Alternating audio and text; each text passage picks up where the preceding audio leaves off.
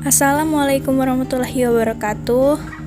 Perkenalkan, nama saya Andesti Nur Alaini dan anggota kelompok saya Suci Angesti dan Levino Pita. Langsung saja, materi yang akan saya bahas adalah planet bumi sebagai ruang kehidupan. Yang pertama itu ada teori pembentukan tata surya dan planet bumi. Terbagi menjadi 4. Yang pertama teori nebula. Teori nebula awalnya dicetuskan pada tahun 1755 oleh seorang filsuf asal Jerman bernama Immanuel Kant. Nebula sendiri dalam bahasa Latin yang artinya awan. Kant beranggapan bahwa tata surya terbentuk dari kumpulan nebula atau kabut besar dan hampir bulat yang berputar dengan cepat, sehingga bagian tengah kabut terjadi penggumpalan besar menjadi matahari dan sebagian kabut menjauh dari gumpalan inti, membentuk galang-galang. Kita lanjut yang kedua, yaitu teori pasang surut yang dikemukakan oleh Sir James Jeans dan Arnold Jeffrey pada tahun 1918.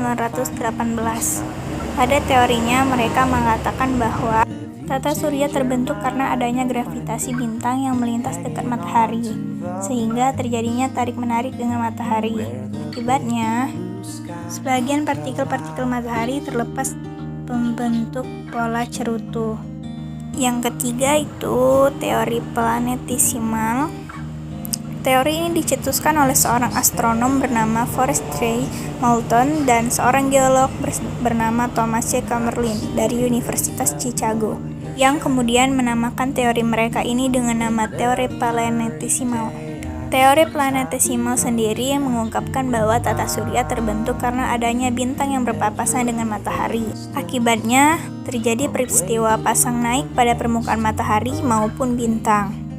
Yang terakhir itu ada teori bintang kembar, yang awalnya dikemukakan oleh Fred Hoyle pada 1956. Teori tersebut menyebutkan bahwa pada mulanya terdapat sepasang matahari kembar yang saling mengelilingi. Kemudian melintaslah sebuah bintang lain dan menabrak salah satu matahari.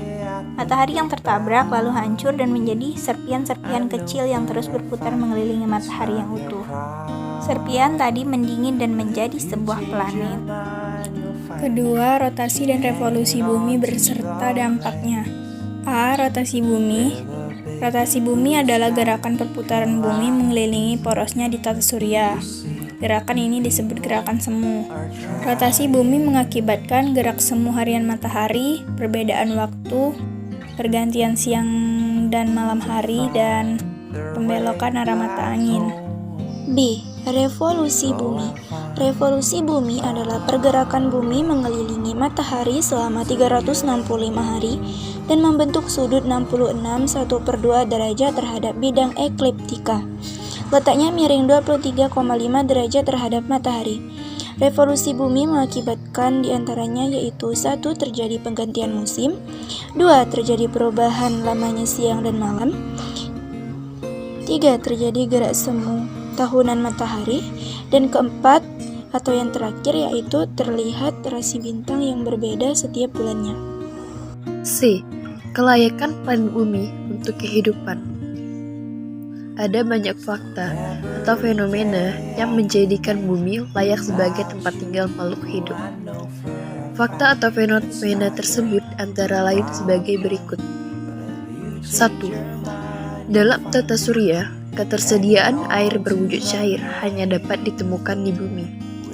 Sebagian besar permukaan bumi berupa lautan dan sisanya daratan yang tersusun dari dataran, gunung, lembah, dan lain-lain. 2. Bumi mempunyai lapisan udara, yaitu atmosfer, yang melindungi bumi dari angin, matahari, sinar ultraviolet, dan radiasi dari luar angkasa. Lapisan udara ini meliputi troposfer, stratosfer, mesosfer, termosfer, dan ekosfer. Atmosfer bumi terdiri dari 4 gas utama, yaitu nitrogen sebesar 78%, oksigen sebesar 21%, argon kurang dari 1%, dan karbon dioksida 0,03%. 3. Keberadaan kutub utara dan kutub selatan merupakan medan magnetik yang menjaga kestabilan bumi.